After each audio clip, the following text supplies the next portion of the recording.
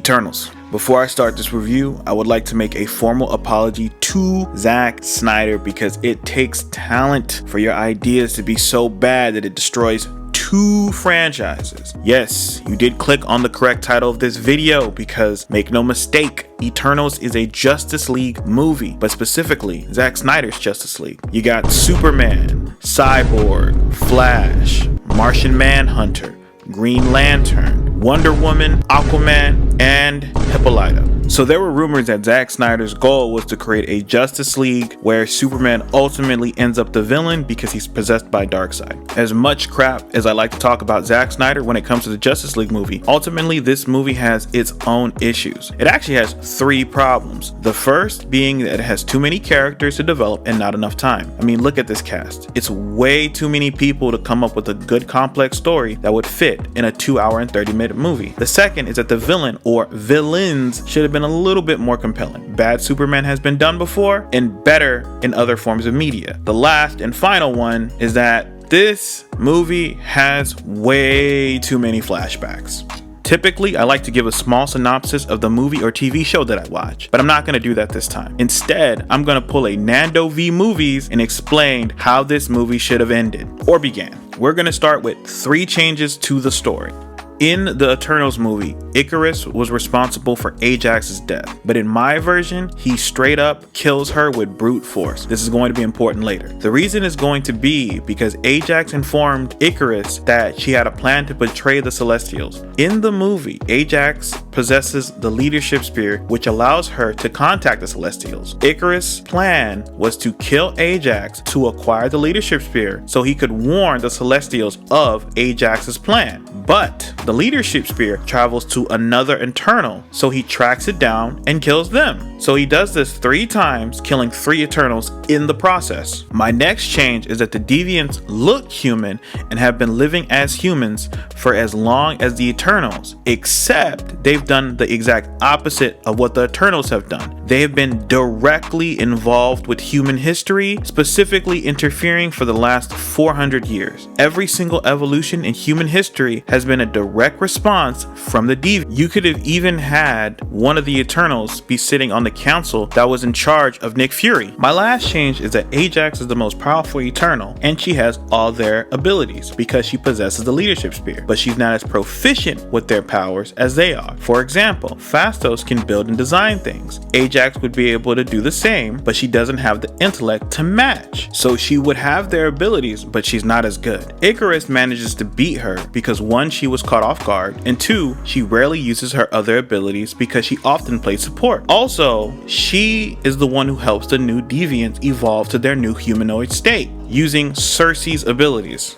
The story starts off the same, with the big action scene involving the Deviants fighting the Eternals. Cersei is attacked by the Deviant, but only after she sees Icarus. They defeat the Deviant, but this time, when the Deviant dies, it turns into a human. They go to search for Ajax, only to discover that she is dead. They believe that the Deviants killed her, so they decide to get the Eternals back together, because if they were strong enough to be able to defeat Ajax, they are more powerful than they have ever been. They go to track down Gilgamesh and Athena, but they are dead. They go for Druid, but as they speak to him, they are then attacked by more Deviants. It looks like they're being defeated by the Deviants, but it's really because Icarus is holding back, waiting for an opportunity to kill Druid, because he believes Druid has the leadership spear. Also, these Deviants are using Gilgamesh and Athena's abilities in this battle. They manage to get away, but Druid dies in the process, having his powers drained from him by the Deviants. They track down Kingo, but he has no interest in helping them. They go to Phastos, but he's living his life. The leadership spear activates, and Cersei is speaking to the Celestial. He warns her that it's almost time, and she must continue the mission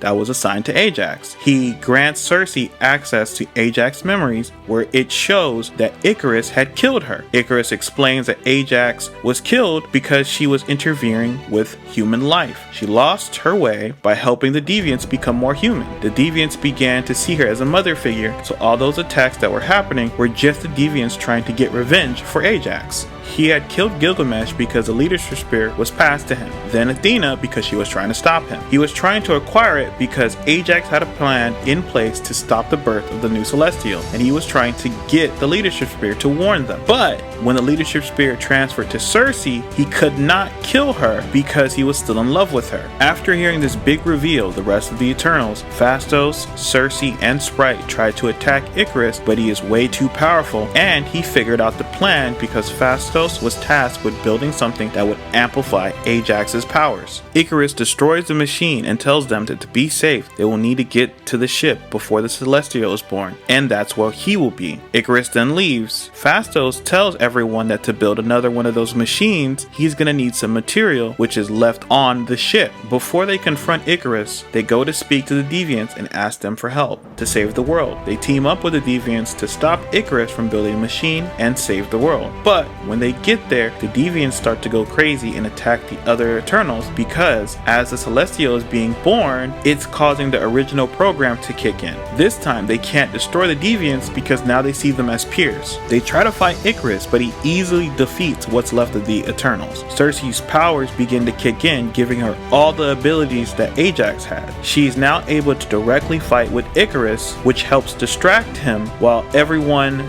builds the machine and they save the world. They restrain him while they perform the procedure to destroy the Celestials. Icarus is restrained. Circe uses druid powers to wipe his mind, telling him that she hopes that he can become the man that she once loved. He then flies away and leaves the planet, and the same ending happens as the movie, except more people are dead. My version was going to have most of the movie take place in present day, the fourth quarter takes place in the past, leading to their disbandment, and the rest of the movie takes place in current day.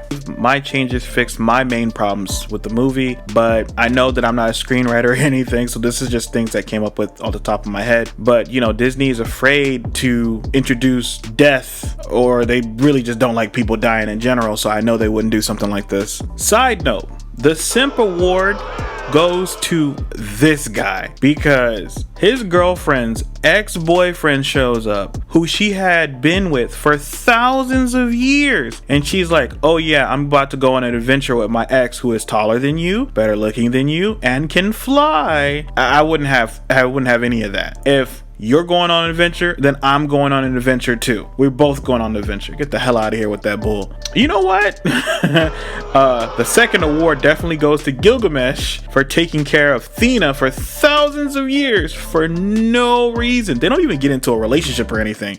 Shit, fucking Druid has a relationship than Gilgamesh does, so I think that's kind of BS. Yeah, like, I'm not gonna lie, man. If it was up to me, I would have, because the problem with Athena was that they just needed to erase her memories, and I would have been like, you know what, that sounds like a personal problem. I'm about to live my thousands of years like a pimp, bro. Like, you know, it's just something stupid in my head that I just didn't like. But you know, I'm your boy Rant, and I'm out.